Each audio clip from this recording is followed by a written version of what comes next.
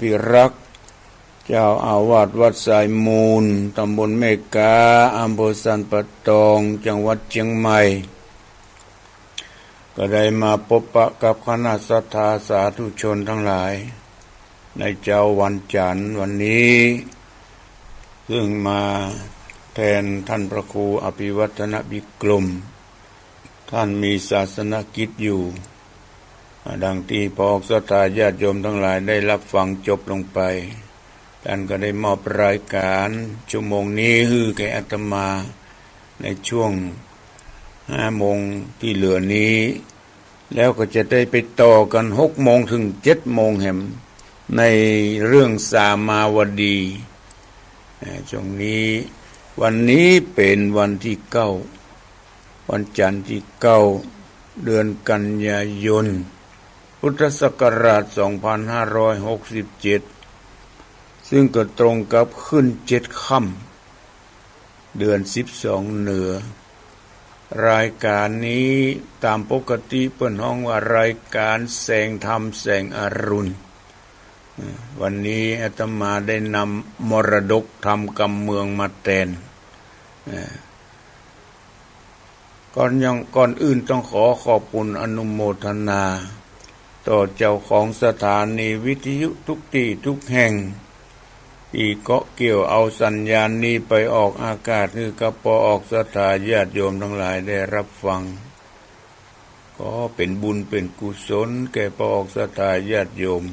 เป็นบุญเป็นกุศลแก่เจ้าของสถานีวิทยุเป็นสิริมงคลแก่สถานีขอขอบคุณและอนุโมทนาวันนี้เวลาที่เหลือนี้อาตมาจะได้นำเอาพระธรรมเทศนาแบบพื้นบ้านล้านนาเรื่องเปตปรีเปตพีนั่นน่ะที่เปิ้นฮ้องว่าแบบสั้นๆเปตพีเพราะว่าช่วงนี้เป็นช่วงฤดูเทศกาลทำบุญอุทิศส่วนบุญส่วนกุศลให้แก่ญาติที่ได้ล่วงลับดับขันไปคือมันเหมาะสมกับสถานการณ์เวลาเดือน12เหนือนี้มาถึงเอาละพอศรัทธาญาติโยมทั้งหลายเพื่อบ่ให้เสียเวลาจะได้เทศนาธรรมเปตพรีแต่ตามเวลาที่เหลือนี้เพราะว่าเปตพรีนี้ก็ยาวพอสมควรจะเทศนาเท่าที่เวลาที่มีอยู่แล้วก็มาสรุปคือกับพอออกศรัทธาญาติโยมทั้งหลายได้รับฟังเป็นลำดับต่อไปนะโมตัสสะภะคะวะโตอะระหะโตสัมมาสัมพุทธัสสะ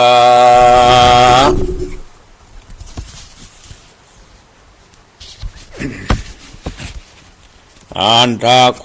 ภังกวารัญจังกะเหวิหารันโตเวรุวรันเลนิสัยยะอิมังธรรมเทศนังอังหาริตวาปิมพิสาลังอารัมพังกเทเสสันทโวดุราสปุริสะทั้งหลายตั้งยิ่งใจนุ่มเท่าที่ปากันตั้งอกตั้งใจฟังธรรมจงด่าฟังธรรมฟังที่เอาเป็นที่สอนใจดังเราจะไขบอกเล่าหูเก้ากองดีว่าปากันมันอัญจุรีน้อมวายถึงคุณพ่อแม่ไทยสองขากับตังหมู่วงศาพี่น้องที่ได้ตายจากห้องเมืองคนปากันมันสร้างบุญกุศลจากเป็นกตัญญูตาอันพาเสดปางเกิดเจยบานดังที่พระพุทธเจ้าได้เทศนาไว้ว่าเจตนาหังภิกขเวกัมมัง วัตตามิดังนี้ดูราภิกขุทั้งหลายเหยหนุ่มเทาอันว่าบุญบาปนั้นเล่าอันใดยอมสำเร็จด้วยใจเป็นเหตุจักเพื่อไปสู่เขตสถานการเฮาสร้างบาปหานนั้นโสดก็จักได้เสวยโทษเครื่องเขตการเอาสร้างแต่กรรมดีนั้นเล่าก็จักได้สุขเตียงเต้าเจยบานสุขสำลานบอกขาดที่ไหนภาษาตาวัดติงสาดูรามหาราชเจ้าอันว่าคนหนุ่มเทายิ่งใจกันเขาวำวายระภาคตายเสียจากเมืองกอน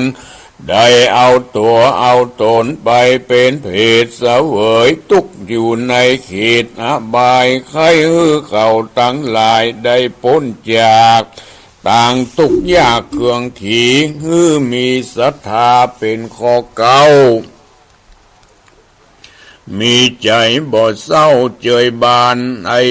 ตานเข้าน้ำวัตถุพรำปัจจัยแล้วหลังน้ำหยาดตกไปตกตอดอุทิศนาบุญกุศลไปรอดไปหายังสองขาพ่อแม่ตั้งเท่าเกตตานายตั้งยิ่งใจหลายพี่น้องอันตายจากห้องเมืองโคนอันใดเอาตัวเอาตนไปเกิดไม่ติลุ่มใต้อบายเขาตั้งหลายมวลหมู่ปูนจากที่อยู่เครื่องเขมได้เสวยสลีจันฟ้าโขงเขตลาเมืองสวรรค์จะเล่นนาดูรามหาราชเจ้าอันว่าฝูงหมู่เพศนั้นเล่าที่อยู่ในนรกกันว่ารอดเดือน12กาละถึงท้องมาควายจ่ายมมาบานก็ไฟคุณนาได้อนุญาตปล่อยวางสัตว์ใหญ่น้อยนาอันมาทุกยากเขาได้ออกจากอบายไปเยี่ยมไปกายพี่น้องอันอยู่แห่งห้องเมืองคนเผื่อว่าจะได้รับผลบุญผลทานอันว่าบุญสารผายแผ่อันพ่อแม่ญาติกาได้ทำบุญ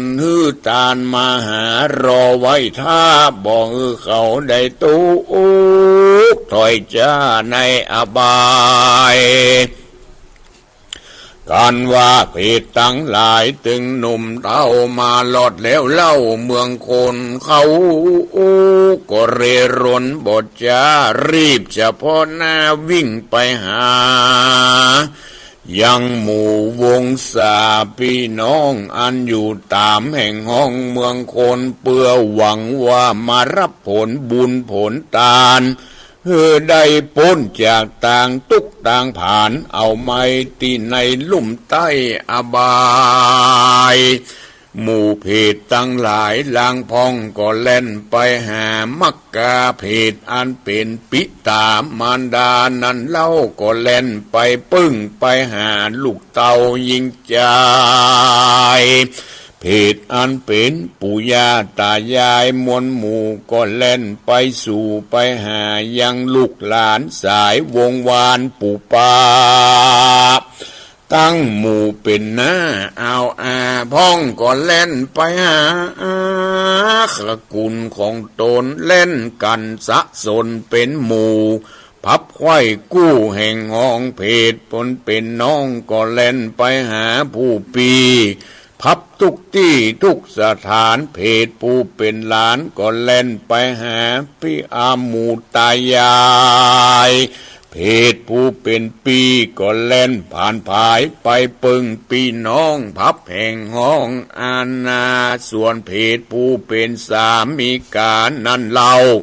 ก็เล่นไปหาเมียเก่าของตนส่วนเพศภริยาเล่นเวียนวนไต่เตาซอกหาผัวเก่าไปมา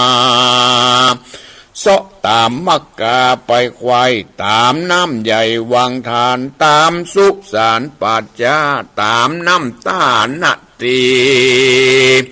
พับกุฏิโรงโบสถ์ก็เพื่อประโยชน์ของตนหวังจะได้รับผลบุญผลทานได้พ้นจากต่างทุกข์ผ่านอันเป็นเพศตะลงทุกขเวทนาอยู่ในอบายพ้องก็ไปสำแดงร่างกายมาบอกเป็นอสุรกายหลอกไปควายฮื้อคนน้อยใหญ่ได้หูว่าตนได้มาอยู่มาสู่เมืองคนขอกระทำบุญกุศลมาหาส่วนญาติกาลังพองหูกึดส่องถึงกุลหูกระทำบุญไว้ท่าเพศตัวหน้าตั้งหลายการรับส่วนบุญส่วนทานแล้วก็กลับกายไปเกิดเป็นเทวบุตรเทวดาตนผาเสดอยู่ในสวงสวรรค์ส่วนว่าหมู่เพศที่วงวานพี่น้องบอกกึดข้องถึงตนบ่ได้สร้างบุญกุศลไว้ท่าก็หูอกเล่นล่าไปมาแล้วกระทำสัญญาหูพ้องก็ไปสู่ไปหายังครูบาอาจารย์ที่ถือกรรมฐานเข่งขัดอันอยู่ตามวัดวาอารามแล้วก็ไปบอกตามที่อันมีว่าตนได้ตายไปได้รับความทุกข์ขีลำบากอดกันอยากอาหารขอท่านจุงไปบอกหมู่ญาติกาจะเจือมีใจไฟเอื้อคุณนากระทำบุญมาหาผู้ฆ่าทั้งหลายพองเติบส่วนเพศตั้งหลายลางพองอันเสาะหาพี่น้องแห่งตนเสาะไปทุกหนทุกแห่งกันปะใส่เพศเหมือนกันก็เอื้อนดังนั้นถามทีว่าดูลาปีเหยมวลหมู่ตันมาสู่เมืองคนตันได้รับผลบุญผลทานอันสายวงวานพี่น้องได้ทำบุญพ้องกาหมู่เพศลางพองก็จะบอกจีว่าตูคานี้ก็ได้รับผลบุญผลทานแล้วว่าอ่านบางพองนั้นก็ตอบว่าตัวคานี้ยังบ่ได้รับขันเข้าสักขันเตื้อและตั้นที่นั้นหมู่เพศทั้งหลายอันที่บ่ได้รับส่วนบุญส่วนทานเขาก็มีใจผ่านเอามาร้องร่ำให้ไปมามีน้ำตาอาบหน้าริล่ำถอยกำไปว่าจักเยะฉันใดนี่เล่าพี่น้องเผ่าวงศามีใจคุณนาเพื่อแผ่กระทำบุญทานแก่ตัวเราเพื่อบรรเทาความทุกข์ความยากตั้งแต่ออกจากนรกมาก็ก็จักเสียงขีดจักได้ไปปิกไปตะลงทุกขเวทนาเวรกรรมสั่งจาที่เฮาได้สร้างไว้กูนี้ได้ทุกข์ได้ยากด้วยกรรมวิบากสั่งมากั้งมาบังบ่หันยังพี่น้องลวดได้ทุกสุขต้องเครื่องกาบัดนี้นะตัวเรานี้ก็สั่งมาทุกเสียงที่ถนัดใจจักหาเปิงไผ่ก็บ่ได้เหตุว่าบ่ได้สร้างบุญสร้างกุศลไว้กับตัวกับตนบ่สร้างกุศลไว้สักหยาดบ่ได้ใส่บาตรยอทานศีลเจียงคาน58บ่ได้กูดแขวดภาวนารักษายามเมื่ออยู่เมืองคนอยู่ด้วยความประมาทมีเข้ามีของนานาปล่อยทันนีขี้จิไว้บ่กินบ่ทาน กันอนิจจการลาละภาคตายเสียจากเมืองคนก็ได้เอาตัวอุ่นไปเกิดที่นรกเดือดอบายหมู่ญาติกาตั้งหลายพี่น้องบอกกึดข้องถึงตนบอกกึดสร้างบุญกุศลภายแผ่อุติสะมาฮือแก่เราเมื่อเรามาละนามวยม้างตายจากโลกกว้างเป็นผีเข้าของที่มีละไว้ฮือเขานั้นได้สืบแดนมาเขาซ้ำเป็นคนปาลาใบบอดบอกกึดรอดจุนหนุนจักกะทำบุญมาหาโอ้ยหนอตัวเรานี่นาหนอสั่งมาตุกมายากตกที่ลำบากเหลือใจจักเนี่ยฉันใดนั้นโสดหือได้ปุ้นจากตุกโทษบาปกรรมอันที่ได้กระทำไว้ก่อนนั้นจะส่วนหมู่เพศอันเป็นสามิกาและภริยาเขาก็มาจมซ้ำๆหลายอันว่าเมื่อก่อนเราอยู่ด้วยกันมายามอยู่บ่อนเมืองคนกันว่าเราได้เอาตนตายจากได้มาตุกยากเครื่องกาพ้องนั้นนาหูกึดหาเป็นครั้งเป็นเตื้อมีใจไฟเอื้ออะไรได้กระทำบุญตัวหาบ่ขาดหลังน้ำหยาดไปหาพ้องนั้นนาบ่กึดไฟได้มาใหม่ปล่อยลืมเก่าบ่เคยกึดเล่าถามหาอันที่เคยอยู่ร่วมกันมาแต่ก่อนเขาบ่หอนจักหูกึดถึงบุญคุณที่อยู่เดิมทีเป็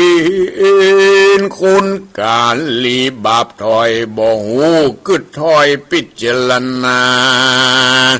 หาพยาปัญญาบ่ได้ย้อนตัณหาใหญ่บางอำพ้องนั้นมีกรรมกึดรอด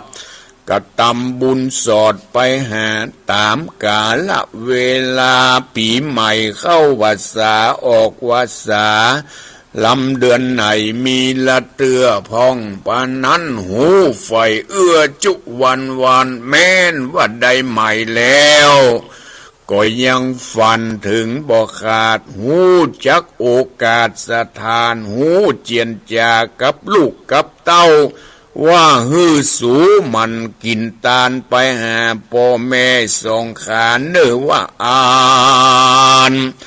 ส่วนว่าหมู่เพศอันสอดแสวงหาส่วนบุญส่วนทานนั้นบ่ได้เขาก็ปากันร้องห่มร้องไห้จมซ้ำๆว่าโอ้ยหนอมันเป็นกรรมเป็นเวรสั่งจามากั้งมาบังบ่ฮือกูนี้ได้รับส่วนบุญส่วนทาน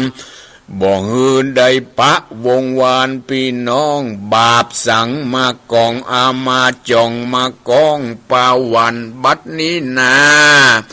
ก็จักถึงวันกำหนดมาไขว้ก็จักได้ปิกไปสู่ยังที่อยู่นรกดังเก่าเมินแต่เล่า500จาดย้อนกำหาวหาดปามา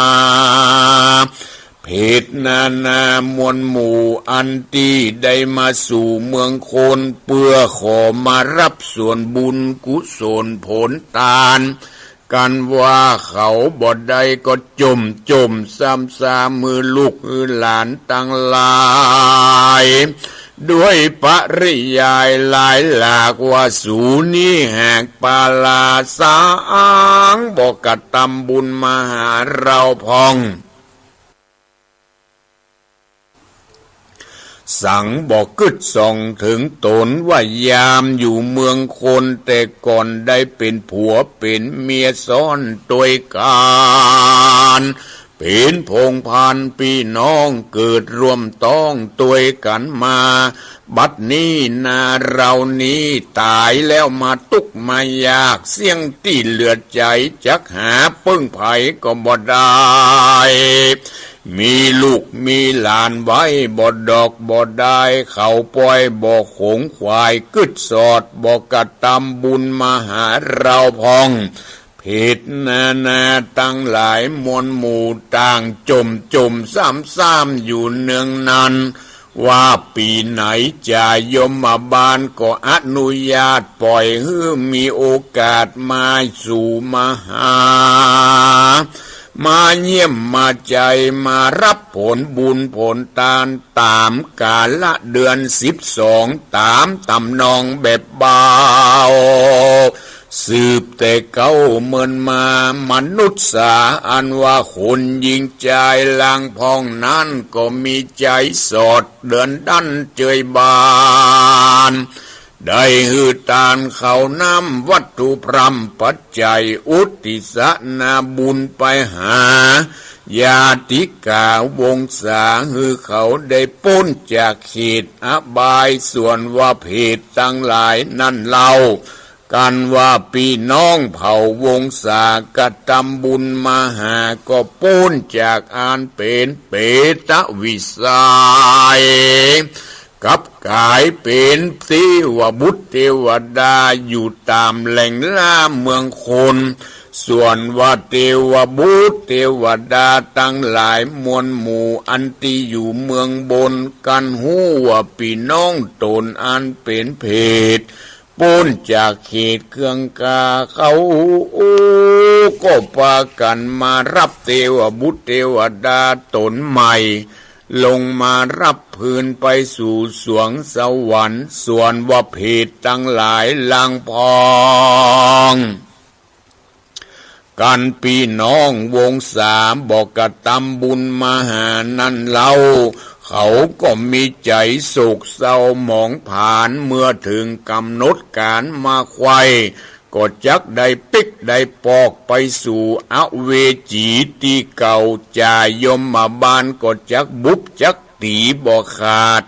เอาเจือกเล็กมาคาดจ่องก้องลากเข้าสู่ห้องนรกเพื่อจะไปรับทุกขเวทนาดังเก่าเขาก็มีใจโศกเศร้าโศการำริกรำจาก่าวถอยมีบ่น้อยหลายประการว่าโอ้ยโนเรานี่สั่งมาทุกผ่านกันอยากเป็นแต่วิบากสังจาอันใดก็ทำมาแต่ก่อนยามอยู่บ่อนเมืองคนก็บ่ได้สร้างบุญกุศลสั่งสักญาติเต่าว่าอยู่ด้วยความพมาทลาสาหาพยาปัญญาบ่ได้หิหอมเข้าของไว้ก็บ่ได้เพศตีตานเต้าอ่วงไว้ลูกหลานใหญ่น้อยบ่ไฟห้อยตั้งศีลตั้งธรรมเมาแต่หากินเลี้ยงต้องเต้ากิดกึดขิงข้องในใจว่ากันอายุไขแก่เท่าก้อยจะเข้าวัดว่าอารามถือศีลงามคุณใหญ่นบน้อมไว้ฟังธรรมปล่อยบ่สมกรรมไฟอ้างเลยมามวยม้างตายเป็นผีละหนีเสียก่อนบ่ละผ่อนยาวไปเข้าของใดมีมากน้อยก็ปล่อยเป็นสาทานไปปล่อยฮือลูกฮือหลานหนุ่มเฒ่าได้เป็นเจ้าแทนไปเขาเลยบ่คิดบุกกึดกินกึดตานเราก็เลยเป็นตุกผ่านเอาไม้ย้อนวิบากอยู่ด้วยความพมาทลาสาดังได้เทศนามาก็มีโดยพระการดังกล่าวมานี่แหละนะนิติตังกิยาสังวันนาวิเศษจะห้องเหตุยังเปตปรีก็บังคมสมเรตเดชพระธรรมเทศนาเปตปรีเป็นธรรมที่มาเตือนสติหมู่เฮาท่านทั้งหลายว่าเดือน12ตั้งแต่ออกค่ำมา ตั้งแต่ออกค่ำมาเปิ่นปล่อยฮืออัน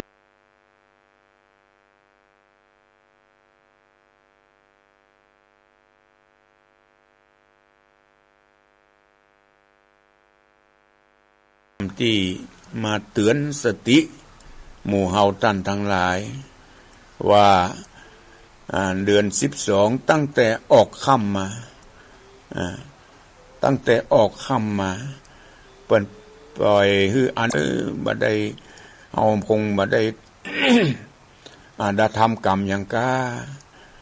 แต่บ่แน่นอนบางครั้งบางทีเฮาก็บ่ได้นึกถึงว่าจะเป็นบาปเป็นกรรมในทางกายล่วงละเมิดทางศีล5ข้อที่1ข้อที่2ข้อที่3ข้อที่5นี่ได้ฆ่าสัตว์ตัดชีวิตสัตว์น้อยสัตว์ใหญ่ได้ไปถือโอกาสได้ไปถือวิสาสะเอาของคนนั่นคนนี้มาเป็นของตนได้ล่วงละเมิดสามีภรรยาลูกเต้าคนอื่นได้ดื่มสุรายาเมาเสพติดของมึนเมาต่างๆสิ่งเหล่านี้ถือว่าเป็นบาปเป็นกรรมผิดศีลผิดธรรมซึ่งเป็นกฎหมายของชาวพุทธบัดนักก่อนหน่อยเฮาก็ทำบุญอยู่บุญก็ส่วนบุญบาปก็ส่วนบาปน้ำมันกับน้ำท่าก็มาอาจจะปะปนกันได้ย่อมแยกเป็นส่วนเป็นสัตว์ดังนั้นเมื่อเฮาล่วงลับดับขันไปบาปบุญบาปอันเล็กอันน้อยก็ย่อมไปรับผลกรรมอันนั้นเมื่อเฮาได้ล่วงลับดับขันไปแล้วก็ย่อมได้รับผลกรรมผลเวรที่เฮาได้กระทำไปเมื่อเฮาได้ทำบุญสุนทานไว้พ่องก็จะบุญสุนทานเหล่านั้นก็จะป่วยช่วยอุดหนุนนักเป็นเบาก็เป็นบางไปนี่บางครั้งบางทีลูกหลานอยู่ที่บ้านที่จองที่อยู่รับมรดกตกทอดก็เขาก็จะทำบุญตัวหาพ่องผลบุญกรรมเวรที่เขาก็จะได้ปันปนจะได้ปันปนเมื่อปนแล้วก็จะได้ไปเกิดเป็นเทวบุตรเทวดาอยู่สุขสบายในภพหน้าชาติหน้าแต่บางคนนี่ก็พอกสตาญาติโยมทั้งหลายอยู่ด้วยความประมาทลาสาบ่ทำบุญฮือทานบ่รักษาศีลบ่เมตตาภาวนาทำแต่บาปแต่กรรมอย่างเดียวบ่ได้ทำบุญสุนทานมีเงินมีทองหิหาไว้สัตขี้จิทันนีไว้อ่วงลูกอ่วงหลานบ่ได้ทำบุญฮือทานทำแต่บาปแต่กรรมอย่างเดียวหวังว่าเท่าแก่แล้วก็ไปทำบุญฮือทานบางครั้งบางทีอายุก็บ่ถึงเท่าถึงแก่ก็ได้ล่วงลับดับขันไปหวังว่าจะลูกหลานจะทำบุญตัวหาเขาก็บ่กึดบ่สร้างเขาเมาก็ใจเงินใจทองที่จะทรัพย์สมบัติที่เฮาหิหามาไว้เขาก็เอาไปทุ่มเทเอาไปจ่ายในทางที่อื่นเหี้ยเขาบ่กึดบ่อ่านที่จะทำบุญฮือทานฮือแก่พ่อแก่แม่แก่ลูกแก่เต้าแก่ญาติพี่น้องวงศาก็เลยได้รับความทุกขเวทนาซ้ำซากพลพญายมบาลปล่อยคือมารับผลบุญผลทานก็บ่ได้รับสังสักอย่างบ่ภัยกึดทานหาไปเสาะหาตามพี่ตามน้องสามีก็ไปปึ้งพี่ไปปึ้งภรรยาเก่าก็หวังไปปึ้งสามีลูกเต้าหลานเหลนก็ไปปึ้งพ่อปึ้งแม่ปึ้งปู่ปึ้งย่าหมู่ปู่ย่าตายายก็ไปปึ้งลูกปึ้งหลานนี่ไปปึ้งกันหวังปึ้งกันก็บางครั้งบางทีก็สมดังความมุ่งมา่ปรารถนาถ้าลูกหลานญาติพี่น้องวงศากึดกระทำบุญตัวหาก่อนสักลุกสบายไปก็ปันปอนฮื้อแก่ลูกแก่หลานที่ได้มาทำบุญฮื้อทานตัวหาแต่ เพศทั้งหลายที่มารับผลบุญผลทานแล้วบ่ได้รับผลบุญผลทานปุ๊บเขาแจ้งเขาด่าเฮ้ยแจ้งด่าเสียหายดังในธรรมเทศนาเมื่อกี้อาตมาเทศบ่ถึงสักคำเพราะเวลามีน้อยเขาแจ้งเขาด่าทำกิจการใดๆก็อย่าได้กำให้กำให้ทำค้าทำขายก็อย่าได้กำให้กำให้เป็นข้าราชการก็ขอตกต่ำยอบหิขึ้นศอกลงว่าโอ้เขาแจ้งด่าหมู่วิญญาณปู่ย่าตายายญาติกาวงศาที่เขาบ่ได้รับส่วนบุญส่วนทานพระออกสตาเขาแจ้งเขาด่าเอาว่าต่างๆนานาโอ้เขาได้รับความทุกขเวทนาหวังว่าเดือน12นี้จะมีลูกหลานทำบุญทานสลากกาทานสังฆทานกาทานต้นเงินต้นทองกาอย่างเนี้ยดังนั้นพอออกศรัทธาญาติโยมทั้งหลายช่วงนี้จะมีการทำบุญทานสลากกะพัดทำบุญอุทิศส่วนบุญทานธรรมทานต้นเงินทานสังฆทานเพื่อจะอุทิศส่วนบุญส่วนกุศลไปให้แก่บรรพบุรุษปู่ย่าตายายอย่างนี้แหละบางท่านก็บางวัดบางวาก็ทำไปแล้วบางวัดบางวาก็กำลังทำกำลังดาดินดาตานกันก็ขอตั้งอกตั้งใจทำด้วยความตั้งอกตั้งใจดากินดาตานเพื่ออุทิศส่วนบุญส่วนกุศลเป็นการแสดงออกซึ่งความกตัญญูกตเวทิตาต่อบรรพบุรุษต่อปู่ย่าตายายผู้ที่ล่วงลับดับขันไปถึงเขาจะบำมีบุญคุณต่อเฮาก็ถือว่าเป็นการส่งเคราะห์แก่ผู้วายชนสำคัญที่สุดเฮาก็เป็นคนแรกที่ได้บุญจะเป็นการส่งเคราะห์ก็ตามจะเป็นการแสดงออกซึ่งความกตัญญูกตเวทิตาก็ตามล้วนแล้วแต่เป็นการทำบุญให้กับตัวเก่าตัวบุญกุศลนี้จะบาสูญหายไปไหนพอออกศรัทธาญาติโยมทั้งหลายในเดือน12นี้ก็ขอกึดกินกึดตาเนอะลูกเต้าหลานเลนที่ปู่ย่าตายายพ่อแม่พี่น้องลูกเต้าหลานเลนได้ล่วงลับดับขันไปเขาจะไปเกิดที่ไหนก็ตามถึงเขาจะไปเกิดที่ดีแล้วก็ตามถือว่าเป็นการปูจาบุญคุณเป็นการแสดงออกซึ่งความกตัญญูก็ตามเป็นการแสดงออกซึ่งการสงเคราะห์ก็ตามนี่เอาถือว่าเป็นการแสดงออกซึ่งความกตัญญูหรือสงเคราะห์เหล่านั้นล้วนแล้วเป็นบุญกุศลที่เกิดกับตัวเองและแผ่ไปให้แก่เขาทั้งหลายเราก็ไม่ต้องคิดว่าเขาจะไปเกิดที่ไหนก็ตามไปเกิดเป็นเทพบุตรเทวดาก็เป็นเพิ่มบุญญาบารมีให้แก่เขาไปตุกได้ยากเขาก็จะได้พ้นทุกข์พ้นยากเขาก็จะได้เป็นผู้ที่ได้รับผลบุญผลทานเขาจะปั่นปอนย้อนให้แก่เราทั้งหลายต่อไปช่วงเทศกาลเดือน12เป็นเทศกาลแห่งการปล่อยเพศปล่อยผีปล่อยมารับผลบุญผลทานจนถึงเดือน12ดับ1เดือน30วันนี้เปิ้นตามตำนานในธรรมเปตปลีเปิ้นบอกว่าอย่างนั้นแต่การทำบุญนั้นทำได้ตลอดไปนะพอออกศรัทธาเป็นการส่งเสริมบุญญาบารมีของตัวเองเป็นการส่งเสริมเป็นการแสดงออกซึ่งความกตัญญูกตเวทิตาต่อผู้วายชนไปการทำบุญอุทิศไปหาอย่างนี้ทำได้ตลอดไป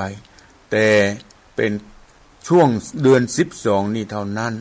นายตำนานเปิ้นบอกว่าปล่อยผีปล่อยเพศมารับผลบุญผลทานถึงบ้านถึงจอง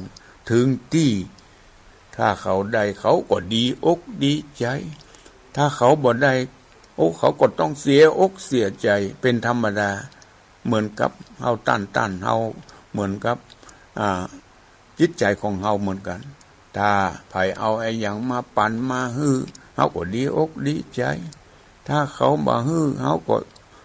ย่อมมีคุณข้องมองใจพ้องเป็นธรรมดา ก็ขอได้เตือนแก่พอออกศรัทธาญาติโยมทั้งหลายบางพ่องเปิ้นก็ทำแล้วแต่ที่วัดสายมูลนี้ก็จะได้ทำวันติดหน้านี่ละถวายสังฆทานได้นิมนต์พระคุณเจ้ามาเป็นสักขีพยานอยู่ประมาณ30 กว่ารูปในวันที่15กันยายนเวลา9 โมงจะได้ถวายสังฆทานเพื่ออุทิศส่วนบุญส่วนกุศลให้แก่ญาติกาวงศาตลอดถึงอดีตเจ้าอาวาสที่ได้ล่วงลับดับขันไปก็ขอทุกท่านได้ร่วมอนุโมทนาในที่นี้โดยเอาละพอกศรัทธาญาติโยมทั้งหลายอาตมาได้ใจเวลาของท่านพระครูอภิวัฒนวิกรมมาก็คิดว่าพอสมควรแก่เวลามาปะกัน6 โมงถึง7 โมงแห่งครั้งหนึ่งเวลาที่เหลือนี้ใครที่จะโทรมามาจ่าแจ้งผลการรับฟังก็ขอโทรมาที่0812898992วันนั้นไปช่วยสงเคราะห์น้ำท่วมก็มีผู้ที่ได้ร่วมบริจาคร่วมกับอาตมาไปวันนั้นก็มีนางสุชาดานางสาวกนิกาจารุพรบ้านสายมูล200 บาทแม่ยอดเรือนรัชวงศ์200 บาทแม่พุทธวิชัยคำ100 บาทนางพรพิษปีนัง100 บาท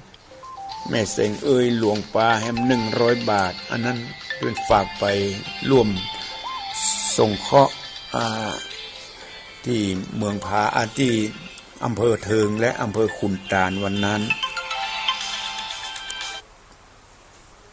เจริญพรไว้สาครับท่านพ่อบุญธรรมเนาะครับฟังชัดเจนดีเนาะ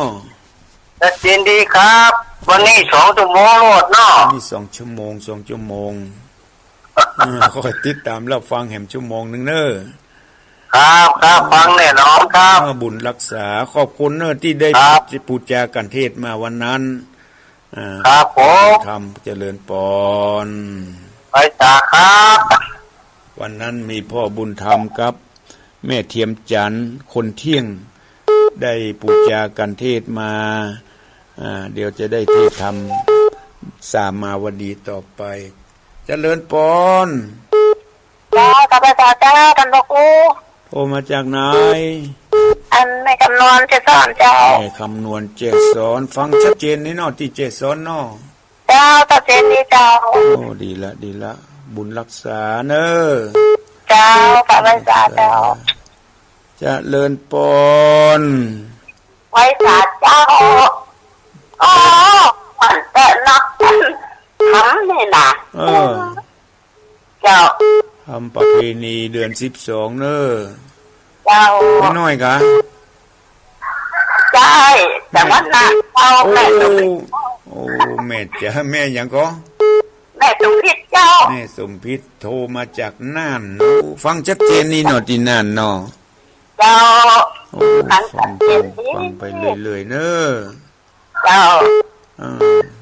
คือบ่ทำกับบ่ทำแต่เนาะแม่อุ้ยทำแล้วเนาะเจ้าแม่อุ้ยทำตลอดทำไปเรื่อยๆมันเป็นบุญเป็นกุศลกับตัวเก่าตัวเนอะเจ้าบุญรักษาเจ้าไปจัดเจ้าบุญรักษาวันนั้นไปช่วยน้ำท่วม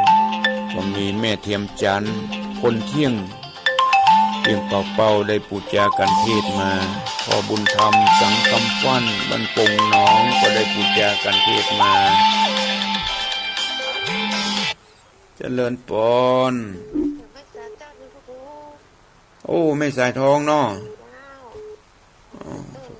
ฟังชัดเจนดีเนาะที่ห้วยการบ้านโฮงห้วยตองซักฟังชัดเจนดีขอบคุณเนอะแม่สายทองเนอะบุญรักษาเจริญป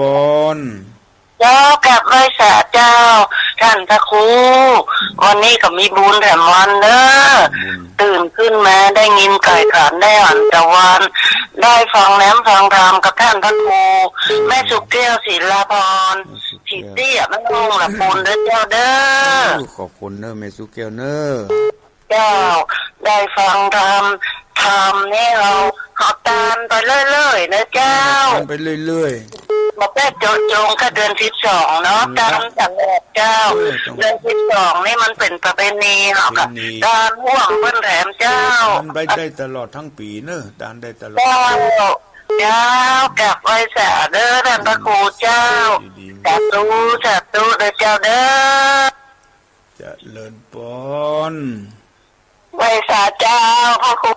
โอ้แม่จันเลินใสในเมือนในหลานมาเตือง เจ้า ฟังชัดเจนดีเนาะแม่จันเนาะ ชัดเจนดีแต่ทำบุญทุกเดือนเลยนะ โอ้ดีละทำไปเรื่อยๆเถอะถือว่าบาปประมาททำได้ทำไปทำตลอดเนาะ เจ้า ที่ไหนก็ไปกันไปโอ้ทำทุกที่ทุกแห่งเป็นบุญเป็นกุศลโอ้ขอบคุณแม่จันเนอ เจ้าชัดเจนดีเจ้าเลยเจ้า โอ้อุบาสิกาทำบุญตลอดเจริญปอน ต้องไว้สาเจ้าถู โทรมาจากไหน แม่ตู้เจ้า โอ้แม่ตุก็โทรมาตลอด ครับ อยู่ละปูนเนาะ มาเดี๋ยวนี้อยู่มาลอกให้ยก โอ้บันลองอำเภออย่างก็ เรื่องบอกเปล่าเจ้า โอ้เวียงปรับเก่าบันลองปิกไปบ้านเก่าละ เจ้ามาเนี่ยเดือนสิงหานี่เดือนตุลาก็ไปมั้ง อันไปมาได้ เจ้าเจอไปเจอมาเนาะเจอหลาน เอ้าเป็นห่วงลูกห่วงหลาน ถ้าอยู่บ้านนอกนี่อันวิทยุตลงถ้าอยู่ ดี ถ้าอยู่ละปูนนี่ฟังเพิ่นชัดนะ ดีแล้วขอบคุณเนอะ จ้าเพิ่นต้องรับใจเนาะ บุญรักษา ตั้งดอกได้อ้อเนาะ ขอบคุณ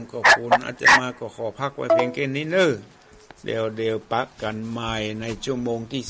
2เจริญปอ พระครูสังวรศิลาจิตรามั่นคงแน่นในฐานะศิษย์พระโพดม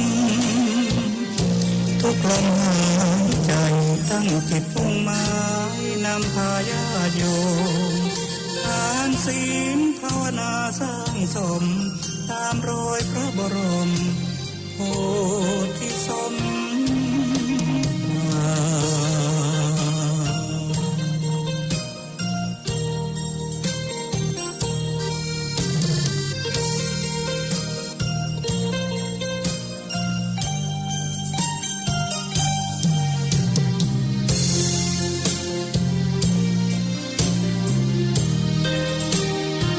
มรดกธรรมกำเมือง